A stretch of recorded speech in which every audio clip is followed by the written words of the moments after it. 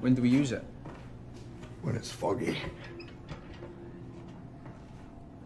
In the beginning, we see many workers along a coastal area, all busy getting ready for their next voyage out to sea. Among them is a man named James, who is finding it hard to pull himself away from his family. But work is work, and he has no choice. We are also introduced to two other men, Thomas and Donald, who will be making this trip alongside James. They load up their gear onto a boat and set off toward a remote island known as Flannan Isle. James, Thomas, and Donald have been assigned a 6-week duty at the Mojo Lighthouse station there. For those 6 weeks, they will have no contact with the outside world whatsoever. These 3 men are lighthouse keepers. They reach the island before long. The officers from the previous shift hand over all responsibilities to Thomas. Before leaving, they also say a quiet prayer for him. Thomas's wife passed away not long ago, and the grief is still very much with him. With the handover complete, the 3 men gather their supplies and make their way up to the lighthouse. Once inside, James begins showing Donald the ropes, since Donald is still quite new to this line of work. That night, a powerful storm rolls in.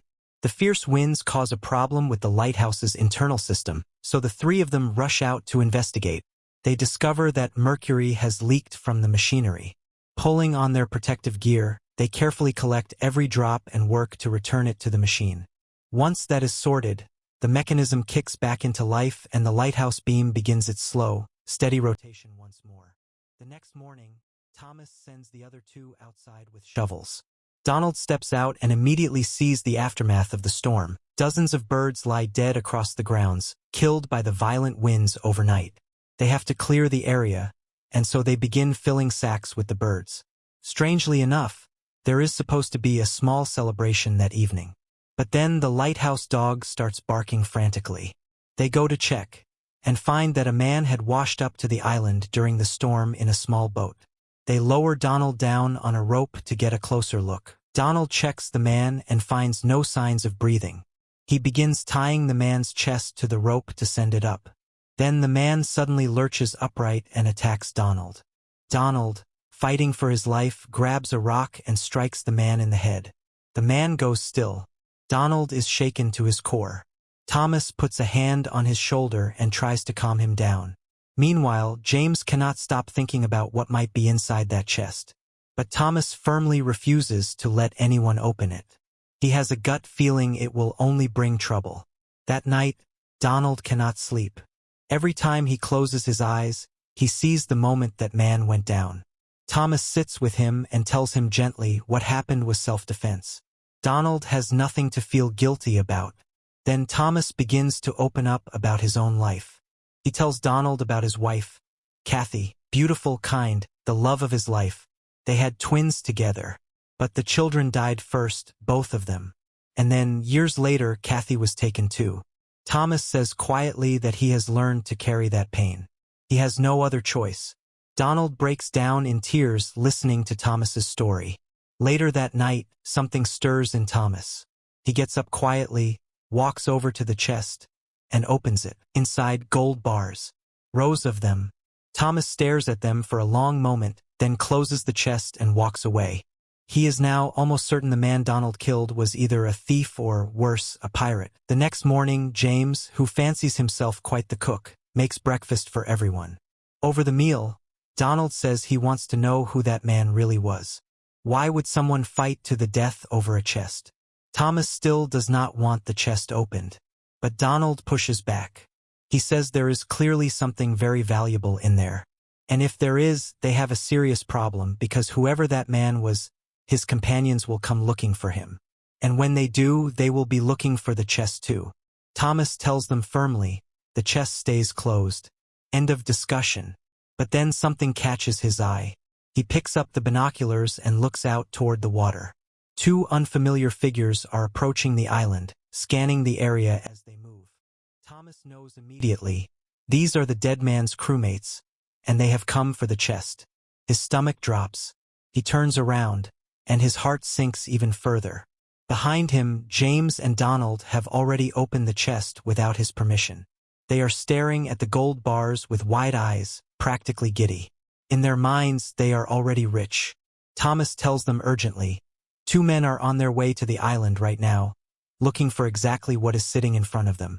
They need to return the chest. Donald fires back, anger rising in his voice. That man nearly killed him last night. As far as he is concerned, the gold is theirs, payment for what they went through. Thomas tries to reason with them. He explains that they cannot hide this kind of wealth even if they want to. The moment they try to sell even one gold bar, someone will notice. And if they are lucky, people will only be suspicious. New clothes, a new house, money where there was none before, people talk. It does not take long for questions to start. Donald does not want to hear it. He has made up his mind. Thomas says he refuses to throw his life away for someone else's greed. A heated argument breaks out between him and Donald, with James stuck in the middle trying to keep the peace. Thomas says he does not need the gold. He will not let a moment of temptation destroy everything he has left. If they want to get themselves killed, that is their choice, but he wants no part of it. He walks out and stands at the edge of the cliff, looking out at the sea for a long time. Then he comes back. He tells them if they do exactly what he says, they can make this work. They will dispose of the man's body and keep the gold hidden. When the next shift arrives in a few weeks, each of them will quietly pack their share of the gold in their backpacks and return to the mainland. Once there, they will sit on it for at least a year, no spending, no talking, no slip-ups. After that, they can sell the gold in Edinburgh and walk away wealthy. But not a single word to anyone. Not friends, not family. Act as though the gold never existed. Behave completely normally, the same as always. They agree. And the three of them begin moving the body toward the sea. But then Thomas spots a boat heading straight for the island. He tells James to hide the body immediately, and the chest along with it. They scramble, stashing everything out of sight just in time. Two men step off the boat and walk up to Thomas. They ask him calmly whether he has seen their crewmate, a man who may have come ashore during last night's storm. Thomas keeps his face completely still and tells them he has no idea what they are talking about. He has not seen anyone. Their names, it turns out, are Locke and Boar. Boar is exactly what his name suggests, rough and intimidating. Locke is quieter but more persistent. He keeps pressing, and eventually Thomas gives a little ground. He tells them that they did come across a lifeboat that appeared to belong to someone, and a chest along with it. Thomas tells them that along with their crewmate's body, everything, the body and the cargo, has already been sent to the mainland following standard protocol. But Boar does not buy a single word of it. Despite his suspicion, both Boar and Locke climb back into their boat and leave. Donald watches them closely from the island until they are out of sight. Meanwhile, Thomas and James head back inside the lighthouse and manage to repair the radio, which had been knocked out during the storm. But almost immediately, they begin picking up voices on the radio. It is Locke and Boar. The moment Locke left the island, he had tried to reach the lighthouse by radio, testing whether Thomas had truly contacted the mainland or not. When no one answered for a long stretch of time, Locke put it together. If the radio was broken during the storm, how could Thomas have possibly reported anything to the mainland? Thomas had lied to his face. Locke turns the boat around and heads straight back to the island. Donald's face goes pale. The three of them brace themselves for what is coming. From the water, Boar opens fire with unusual ammunition, but whatever he is shooting, it has no real effect on Thomas and the others.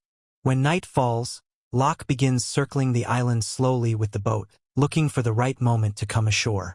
Thomas watches the pattern and realizes quickly, the boat is just a decoy. The real threat has already landed. He is right. When Thomas and Donald make their way back to the lighthouse, Locke is already inside waiting for them. He grabs Thomas and beats him without mercy. Then he leans in close and tells him, hand over the chest, and they walk away alive. Thomas says nothing, so Locke keeps going. At the same time, Boar gets to Donald and knocks him unconscious. But then James arrives. He throws himself at Boar with everything he has, and after a brutal, exhausting struggle, he manages to overpower the massive man and choke the life out of him. Across the room, Donald seizes his moment. He loops a rope around Locke's leg and pulls, bringing him down for good. Both men are dead. The three of them sit down, bruised and breathless, and try to think clearly. There are now 3 dead bodies on the island. They themselves are badly hurt. And when the next shift of lighthouse keepers arrives, hiding any of this will be next to impossible. Then Donald freezes. He has spotted something through the window. There is someone else out there, another one of the robbers still on the island. They go out to search. James catches a glimpse of a figure running and gives chase. He catches up and strikes the person down with his weapon. Then he looks at what he has done, and the world stops. The robber is a child. James drops to his knees. A small child, barely older than his own son. He killed a child. The realization tears through him like a knife, and he breaks down completely, sobbing and shaking where he kneels. The next morning hangs heavy over all of them. James has not been the same since last night. He is moving through the day like a hollow shell, as though something inside him has simply switched off. Thomas tries to reach him, telling him gently that it was dark, he could not have known, and he carries no blame for what happened. But the words bounce off. James is already somewhere else, somewhere no one can pull him back from. Thomas is not doing much better himself. They drag the bodies of the robbers down to the boat, planning to take them out to sea and drop them where no one will ever find them. But when James sees the child's body up close, the size of him, the age of him, his face crumbles all over again. When they return to the island, James starts wandering after the dog with a blank, distant look in his eyes. Donald watches him and pulls Thomas aside. He says James has lost his mind, and that is a serious problem. In this state, he might say something to someone, tell them everything about the gold, the killings, all of it. Thomas snaps at Donald. He tells him it is shameful to think that way about a man who is suffering. But Donald has already made his decision. He wants to leave right now using the robber's boat. He is done with this island, done with all of it. Thomas tries once more to get through to James. James looks at him with empty eyes and says he cannot feel anything anymore. He says it feels like his soul is gone, like he is a sinner who deserves nothing good. Later, when James catches sight of Thomas and Donald talking together, something breaks in him. In his fragile state, it looks to him like his two friends are plotting to leave him behind. That night, James and Donald get into a vicious fight. Donald, in his frustration, calls James a madman and a child killer.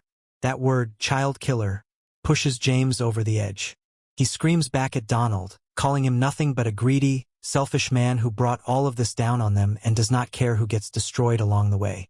Thomas steps in and separates them, but the damage is done. The tension between all three is unbearable now. James disappears into the small chapel on the island and refuses to come out. Thomas brings him breakfast the next morning and slides the plate toward the door. James reaches out and pulls it inside. Thomas speaks to him softly through the door, telling him to try to let the pain dull over time, that carrying it this sharply will only destroy him. Meanwhile, Donald finishes packing his belongings and comes to find Thomas. He says he is leaving and that Thomas is welcome to come with him if he wants.